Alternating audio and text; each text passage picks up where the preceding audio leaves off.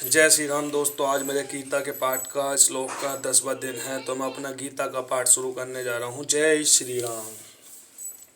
तात्पर्य है, इस श्लोक में भगवान कृष्ण की हृषिकेश का कहा गया है, क्योंकि वे ही समस्त इंद्रियों के स्वामी हैं, सारे जीवन उनके नित्रांश हैं।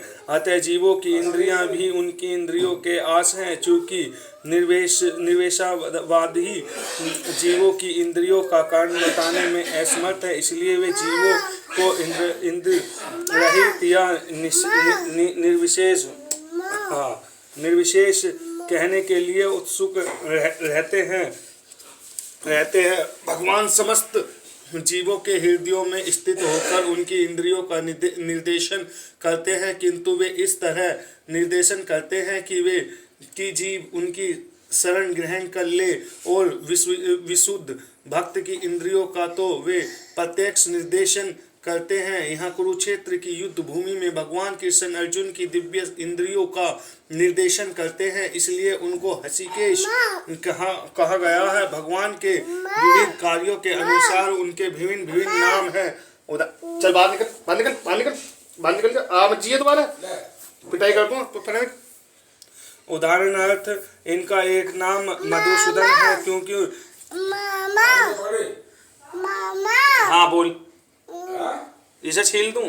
उनसे बाबा से छिलवा ले, बाबा छील दो इसे। जाओ चलो।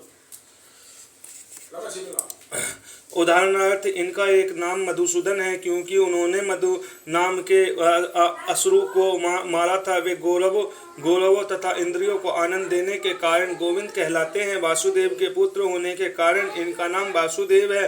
देवकी को माता रूप में स्वीकार करने के कारण इनका नाम देवकी नंदन है। वृंदावन में यशोदा के साथ बाल लीला करने के कारण ये यशोदा नंदन है। अपने मित्र अर्जुन का सारथी बनने के कारण पदसारथी हैं। इसी प्रकार उनका एक नाम हृषिकेश है, क्योंकि उन्होंने कुरुक्षेत्र के युद्ध स्थल में अर्जुन का निर्देशन किया। इस श्लोक में अर्जुन को धनज्ञ कहा गया है, क्योंकि जब इनके बड़े भाई को विभिन्न यज्ञ संपन्न करने के लिए धन की आवश्यकता हुई थी, तो उसी प्रकार उसे प्राप्त करने में उन्होंने सहायता की थी। इसी प्रकार भीम बरकोदर कहलाते हैं, क्योंकि जैसे अभी अधिक खाते हैं, उसी प्रकार वे अति मानवीय कार्य करने वाले, जैसे हिडंबासुर का वध। अतः पांडवों के पक्ष में श्री कृष्ण इत्यादि विभिन्न व्यक्तियों द्वारा विशेष प्रकार के शंखों का बजाया जाना युद्ध करने वाले सैनिकों के लिए अत्यंत प्रेरणाप्रद था। विपक्ष में ऐसा कुछ न था। न तो परम निदेश भगवान कृष्ण थे, न ही भाग्य की देवी श्री थी। अतः युद्ध में उनकी पराजय पूर्ण निश्चित थी। शंखों की ध्वनि मानो यही संदेश दे रही थी।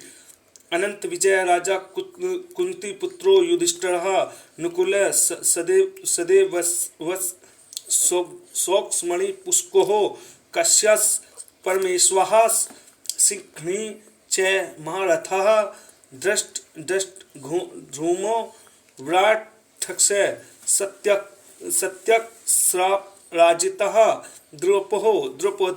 द्रुपदेयसः सर्वशः पृथ्वी पीते है सौवृद्ध माँ बहु सुंडः नद्धमु कृथक। अनंत विजय का मतलब होता है अनंत विजय नाम का शंख। राजा का मतलब होता है राजा। कुंती पुत्र का मतलब होता है कुंती पुत्र है।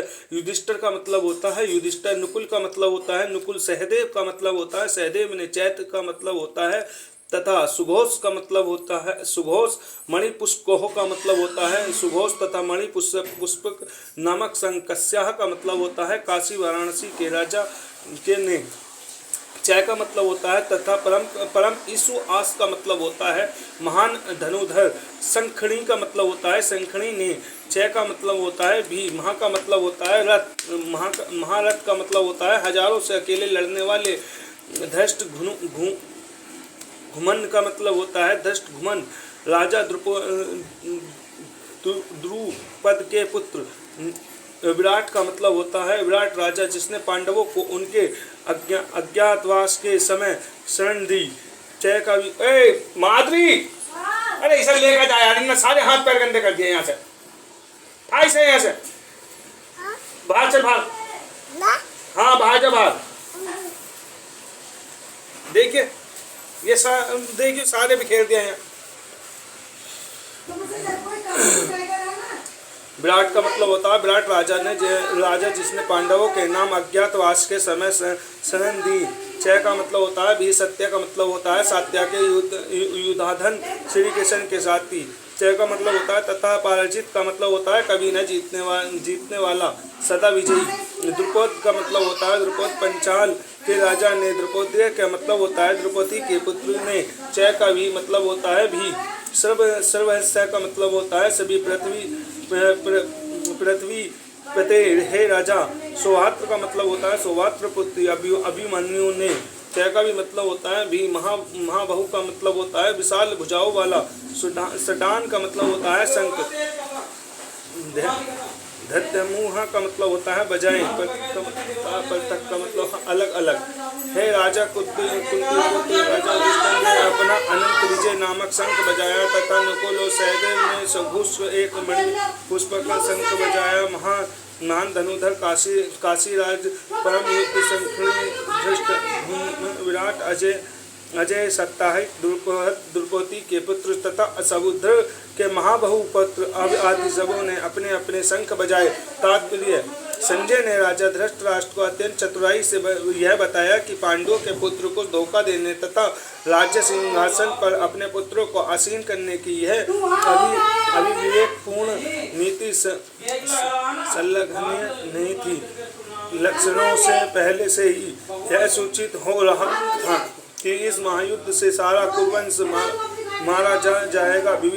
विभीषण पितामह से लेकर अभिमन्यु तथा अन्य पुत्र तथा विश्व के अन्य देशों के राजा समेत उपस्थित सारे के सारे तथा अन्य पुत्रों तथा विश्व के अन्य देशों के राजा समेत उपस्थित सारे के सारे लोगों का विनाश निश्चित था। यह सारी दुर्घटना राजा धृतराष्ट्र के कारण होने जा रही थी, क्योंकि उसने अपने पुत्र की कुनीति को प्रोत्साहन दिया था।